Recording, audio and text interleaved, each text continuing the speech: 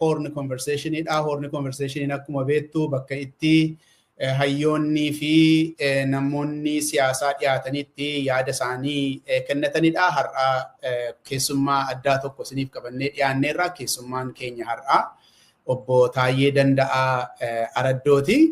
Obbo Taayyeeni akkuma hundi keessanuu beektanii umurii ijoollummaatti kaasee nama qabsoo Oromoo keessatti yeroo baay'ee turedha. Achiis immoo darbee rimiddii erga jijjiiramni mootummaa Naddawaawii iddoodhaa ka'ee mootummaa kan biraan bakka qabate rimiddii aangoo tokko irratti hojjetaa ture. Isanni qabsoo Oromoo keessatti taasisaa ture booddee adadaan waan itti dhufnuuf hojii isaa gamanumaan lafanni irra ramadamee hojjetaa ture waan tokko isin yaadachiisa. Onkoloolessa 2017 hanga adoolessa 2018tti biiroo haqaa Oromiyaa irratti dubbi himaa ta'ee tajaajileera. Adoolessa 2018 hanga fulbaana 2018tti ammas dubbi himaa abbaa alangaa federaalaa ta'ee tajaajileera.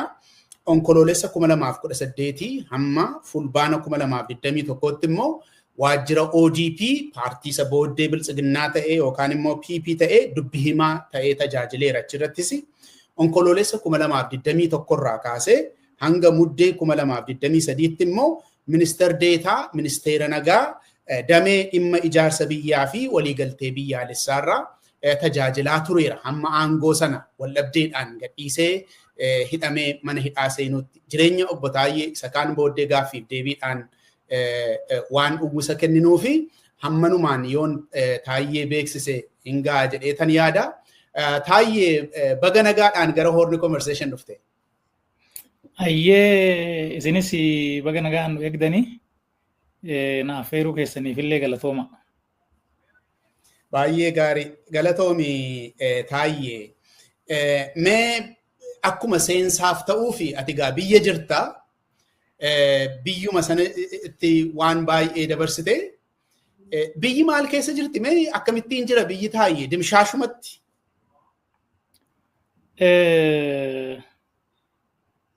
Waliigalaan olaalamu amma wanni biyyi keenya keessa jiru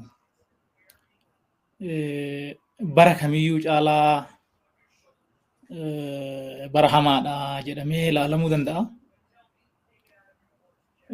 Nageenyi hin jiru qarqaraa haga qarqaraatitti namni karaa deemuun butamaa bahanii galuun yaaddoodha. Baay'ee rakkoodha nagaa wal qabateeti. Diinagdeenis akka namuu beeku dugdaa citee lafarra foqoquu jira. Namni baay'een hojii hin qabu. Ka hojii qabus wanni hin argatu nyaatee buluuf isan gahu. So rakkoon nageenyaa kanatti dabalatee diinagdeen baay'ee akka malee hammaatee jira ka jedhu. Hundaa ol ammoo wanni amma hannaan wal qabatu kun gaafa adda waa'ee sanuu hanni jiraa wanni sun rakkoodha jedhamee qabsoon godhame. Amma wanni sun dachaa 5 dachaa 6 ol dabalee hanna wanni jedhan kuni waan seeraan tumamee akka raawwatamu gubbaadhaa qajeelfamni kenname fakkaata jechuudha. Bakki hanni hin jirre hin jiru hin dhokfamu hin hatama. So dimokiraasiin bulchiinsi haqi gaafa adwaa isan caala duubatti mucucaatee rakkoo keessa jira biyyi kuni. Waliigalatti roorroonis gadadoonis kaleessa caalaa hammaateeti jechuudha ka jiru har'a. Baay'ee gaarii akkuma seensaaf nuu ta'uu fi gadi fageenya isaa booddee si gaafachuun koon of waan tokko fakkeenya fudhadhee. Mee gara adeemsa siyaasaa kan keetiitti deebina kan dhuunfaa keetiitti siyaasa ijaaramaatti yoom seente ati Taayyee? Paartii politiksii jechuudha. Paartii politiksii hafuura isaa kan dhaqqabee gaafa haayiskuulii jirru barri suni bara 1992 akka lakkoofsa Itoophiyaatitti yeroo bosonni Baalee faa Gujii faa gubatu suni wanni suni fincila barattootaa bakka bakkaatti kaasee ture. Nus ijoolleen nu biraa yuunivarsiitii galan jiru hangaafas kutaa 11. So gaafas irraa kaaneeti roorroon kun uummata keenya irratti hamaadha. So abaa'oo jalatti gurmoofne abaa'oodhaanuu quba waliin qabnu garuu ofumaa gurmoofne haa barbaadnu jennee haayiskuulitti gurmaa'uu jalqabne jechuudha ijoollee wajjin. Wanni suni 2013 fincilli barattootaa yuunivarsiitii Finfinnee irraa ka'ellee turee jira. Oromiyaa keessa bakka bal'aatti rakkoo geechise. Barataa Simee Tarrafaan jedhamu kan Maqaleetti ajjeefame tokkollee jira. Sunis xiiqii nutti uumee isa wajjin wal qabatee gurmaa'ina sana tokko jajjabeessaatuma itti dhufne. 94 immoo yuunivarsiitii Finfinneen seenee gaafan dhufee yuunivarsiitii dhufuu ijoollee waan kana gugurmeessan achi jiru. Jennataan Haciisuu Alamaayyoo Garbaafaa namni jedhaman turanii jiru. Namni baay'eedha gaafas yaa namni garii nama biyya keessa waan jiruufu maqaa dhadha'uun gaarii miti. So ani bakka bu'aa barattoota fireeshii ta'eetiin koree dallaa keessatti ijaaramee akkasumatti keessa deemaa dhannee bara 1996 ammoo yeroo dhimma jijjiirama magaalaa Finfinneetiin wal qabatee Finfinneen Adaamaa dhaqxu gaafa jedhaman san achumatti gurmaa'ina keenyaan fincilli ka'ee fincila sanii wal qabatee hidhamnee achi booda immoo hidhaa ji'a tokko turree gaafa baanu ijoollee nama 42 ijaareetan mataa kiyyaan qabsoo adda bilisummaa Oromoo dabalamuuf fuudhee gara bahaa kana deemee ture. So wanni achi dhannee akka yaannetti hin taane achi booda gara hidhaa dhufnee akkanatti seennee jechuudha. Baay'ee gaarii. Maaliif murteessite adda bilisummaa Oromoo seenuu? Guyyaa suni wanni nuyi dhageeffannu sirbi jira. Sirba waan qabsoo Oromoo kana leellisan.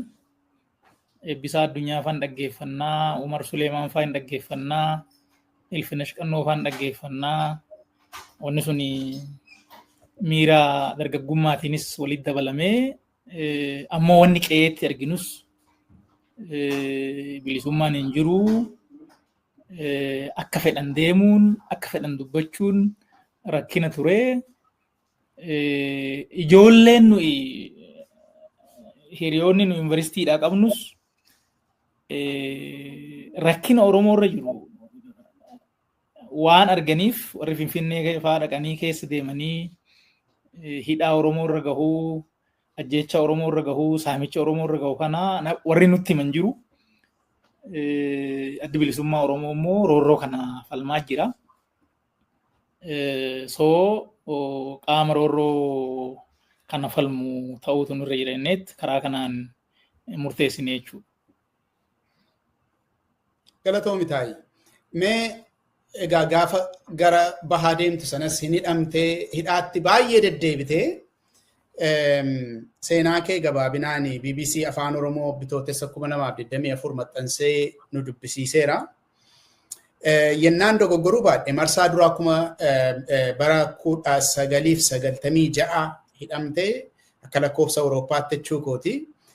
Taanee 2011 yeroo lammaffaadhaaf 2001 yeroo lammaffaadhaaf irra deebitee hidhamtee marsaa sadaffaa erga OPDO seentee 2018 irra deebitee hidhamtee marsaa arfaffaa arfeessoo immoo erga biltsiginnaadhaan wal dhabdee ammas deebitee hidhamtee mana hidhaatti marsaa 4 deddeebitee immoo dogoggoreera jechuun kana caalaa jira. Lakkoofsi dura kaafte suni 96 suni fi 2001 suni akka lakkoofsa Itoophiyaati. Kun yaa akka lakkoofsa Awuroopaati kakaaftu 2018 2023 kanan dura sii kaase kan Yuunivarsiitii Finfinneetitti sababa magaalaa Finfinnee jijjiiramuu irraa ka'ee fincila gooneen ka ji'a tokko hidhamne jira. Isa wabiidhaan baaneet sanbooda kan nama gurmeessinee deemne hidhaan afran isa booda jechuudha. Suni akka shanaffaatti ilaaluu hin danda'ama. Magatiis guddaan qabu.